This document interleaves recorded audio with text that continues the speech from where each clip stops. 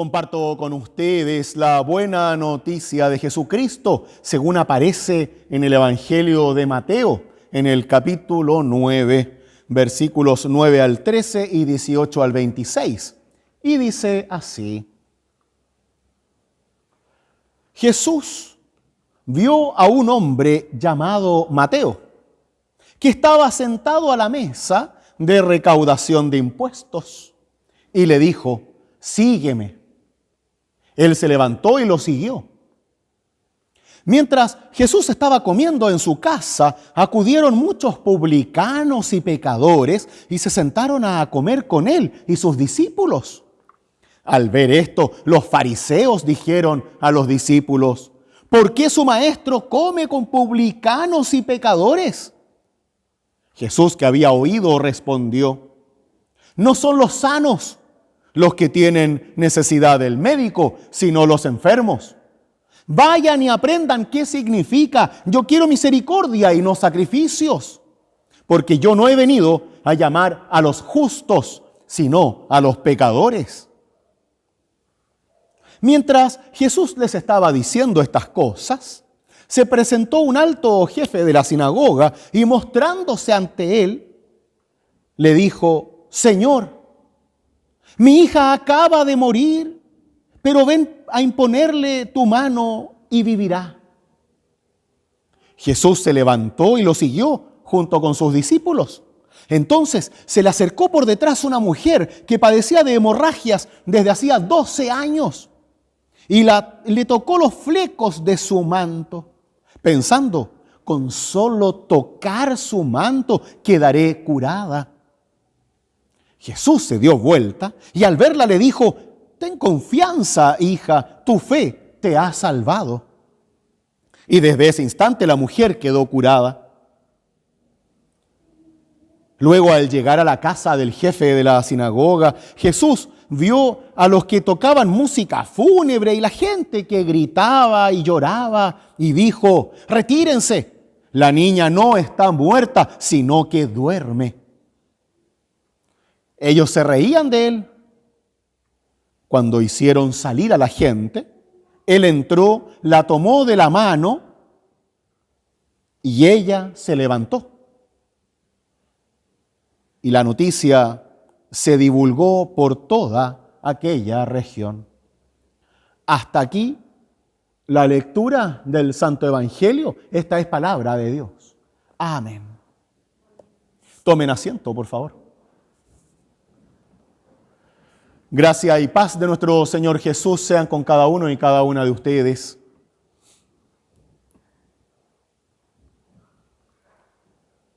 Jesús se encuentra con distintos tipos de personas en el relato del Evangelio de hoy.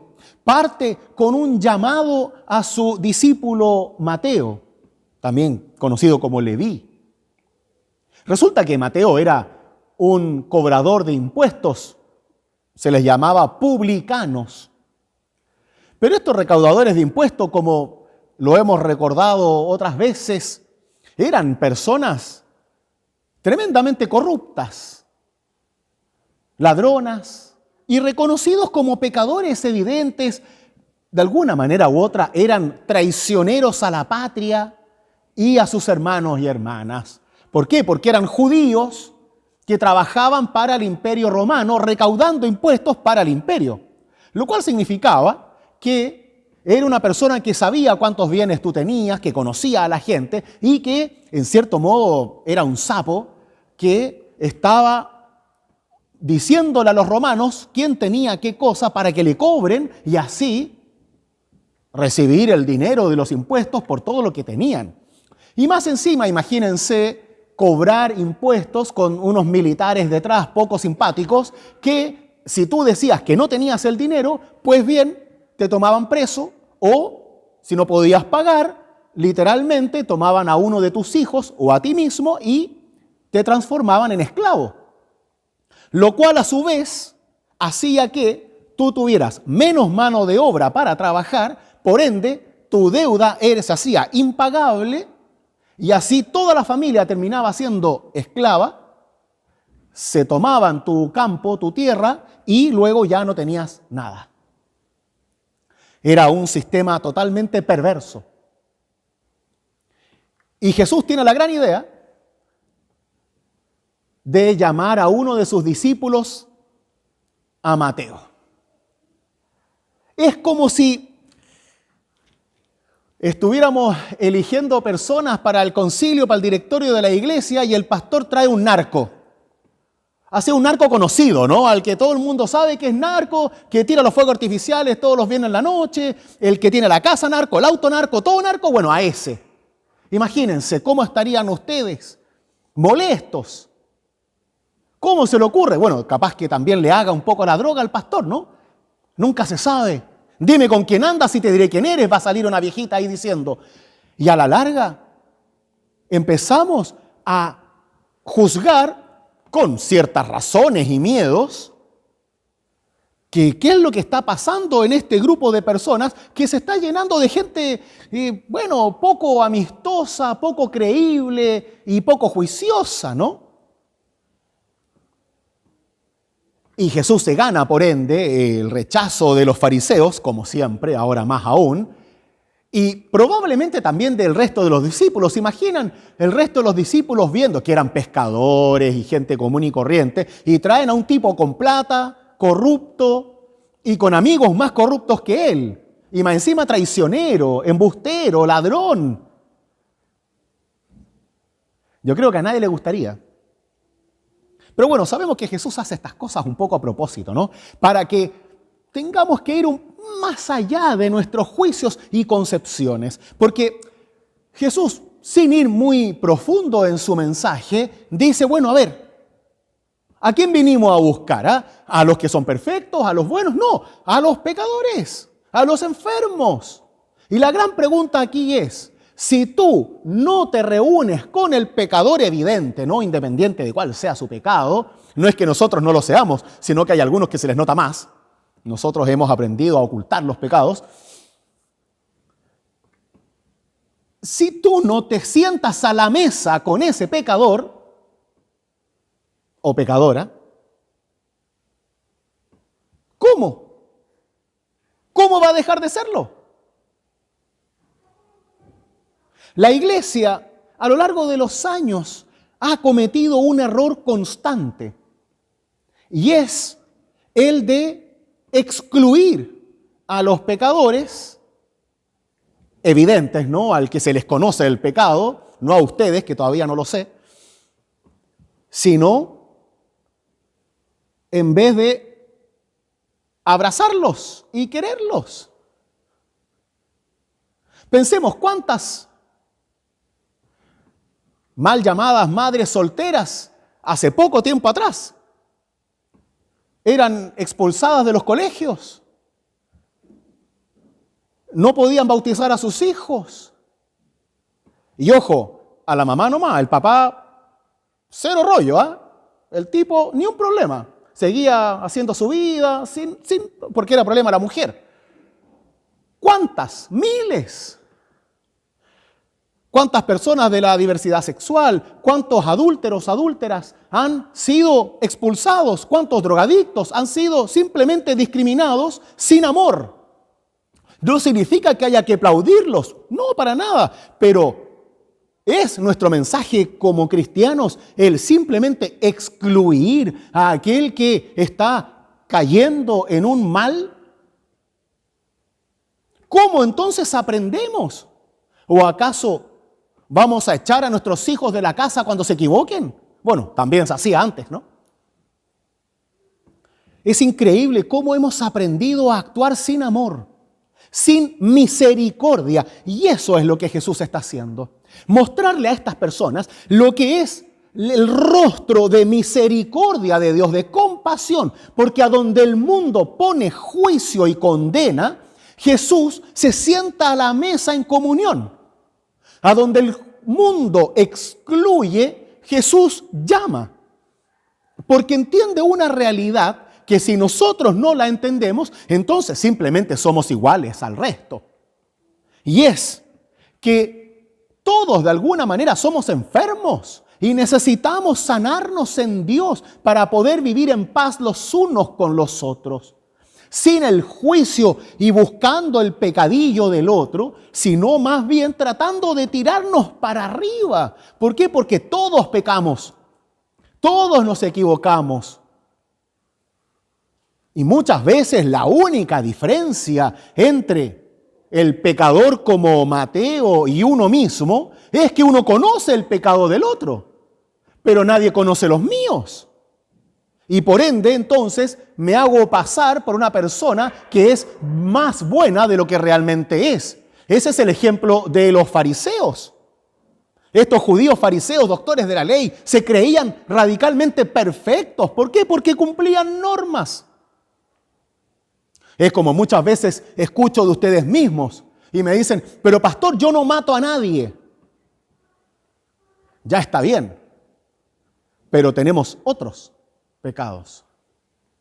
No es una competencia de quién hace lo más malo, no, es de qué tanto bien hacemos. Si no podemos aplaudir a la gente que no es asesina, obvio que no somos asesinos, pues sí, eso es lógico. Pero ¿qué es lo otro? ¿Cómo te estás cuidando? ¿Cómo estás cuidando a los demás? ¿Cómo estás amando? ¿Cómo estás odiando? ¿Cuánto rencor tienes? ¿Qué tanto daño estás haciendo a los que te rodean con tu forma de ser, con tus palabras, con tus juicios? Eso es lo que tenemos que estar pensando. No si somos degenerados, violadores o asesinos. Claro, habrá enfermos que tengan esos problemas, pero gracias a Dios no es el nuestro, creo. Jesús acá se encuentra partiendo con un publicano, ya de entrada un problema real, un juicio enorme, pero no solamente se queda con este pecador evidente, también le predica a estos pecadores que se creen perfectos como los fariseos. Y luego el relato nos trae a un jefe de la sinagoga, o sea, el papi de los papis, ¿no? El gran maestro de los judíos, el inteligente, el bueno para creer, el que se supone que todos tenían que mirar arriba, y viene, que es del mismo grupo de los que están enjuiciando a Jesús, viene a pedirle a Jesús que haga un milagro para salvar a su hija. Entonces, bueno, ¿cómo lo entendemos? ¿No? Ahí hay un poquito de aprovechamiento. Y más aún, se encuentra con una mujer que padecía 12 años de hemorragias, lo cual, bueno, los hombres no podemos imaginarlo, pero las mujeres sí. Imagínense 12 años de hemorragias. Más en un mundo en donde la sangre era vista como algo impuro. Entonces, si una mujer estaba con la menstruación, tenía que alejarse toda la semana o los días que le dure sin tocar nada. Y lo que tocaba tenía que pasar por un proceso de purificación, porque ella se transformaba en impura porque tenía sangre. Así, tal cual. Hasta el día de hoy, los judíos ortodoxos tienen una casa especial para las mujeres durante su periodo, para que no ensucian a los hombres. Imagínense el nivel de estupidez humana, porque no hay otra palabra. Esa mujer, 12 años de exclusión, de discriminación, de la gente no la tocaba, porque obvio que las cosas se saben en un pueblo chico. Y ella, ¿qué es lo que hace? Quiere tocar a Jesús. Quiere tocar el manto de Jesús. Nada más, porque sabe que hablarle ya sería una locura.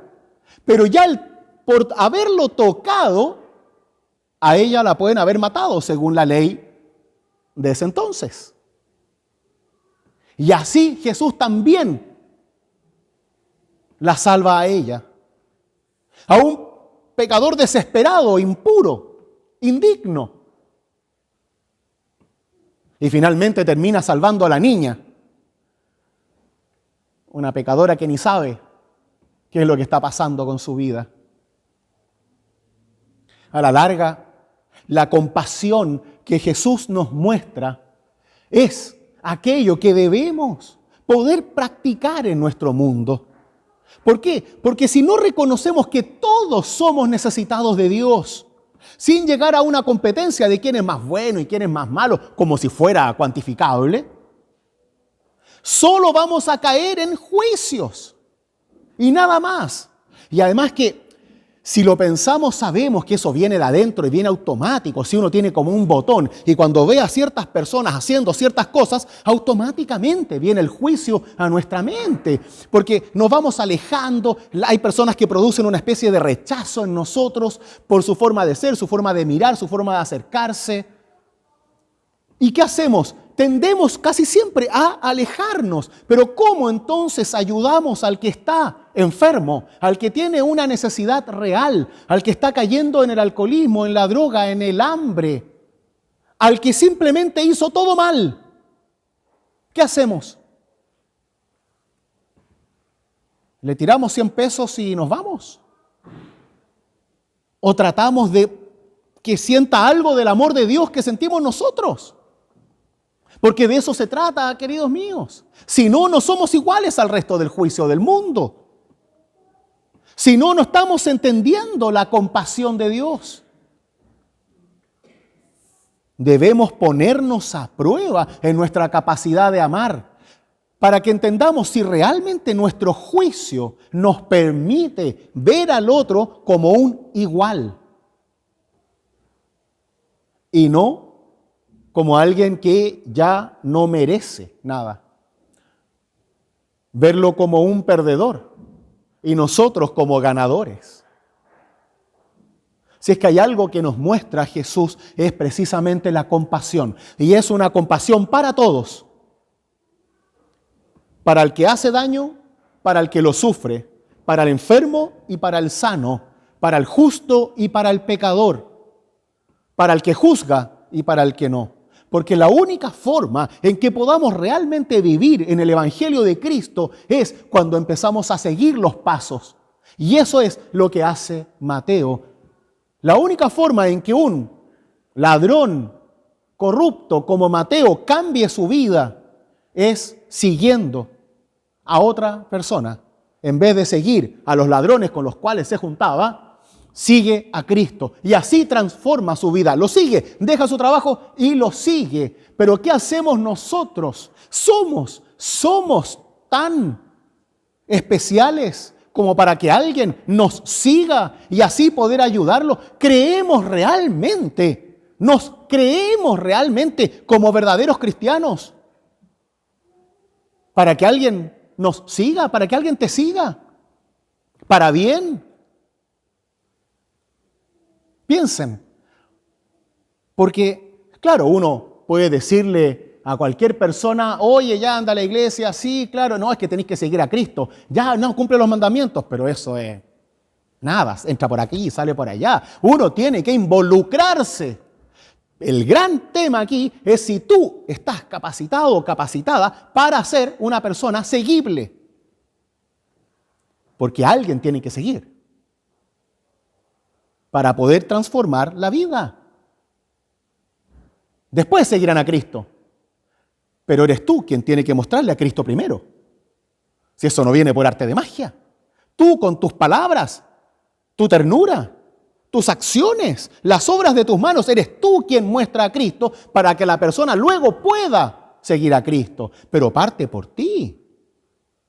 Entonces ahí es donde tenemos que trabajar, ya no mirando al otro, sino mirándote a ti mismo y prepararnos constantemente para que así no solamente dejemos de juzgar, sino nos involucremos en la necesidad del otro. Estemos preocupados por el otro y no porque me caiga bien, ni porque sea lindo, ni porque lo merezca, sino porque ese es nuestro trabajo como cristianos y cristianas. Si no, ¿qué es lo que somos? Ladrones nomás, hipócritas. Y la gente no tiene que seguir al pastor tampoco. Cada cristiano debe ser un líder de fe desde la humildad y la libertad, para que así seamos seguibles y que ninguno se pierda por culpa nuestra, sino que encuentre a Cristo por culpa nuestra. Y ese es nuestro trabajo, independiente del mal que haya hecho. Independiente de la traición que haya realizado, independiente si su forma de vida no es la mía o no me gusta, no estamos aquí para juzgar la vida del otro, estamos para acompañarlo para que conozca a Cristo. Y una vez que conozca a Cristo, sabrá qué hacer. Pero esa es nuestra labor.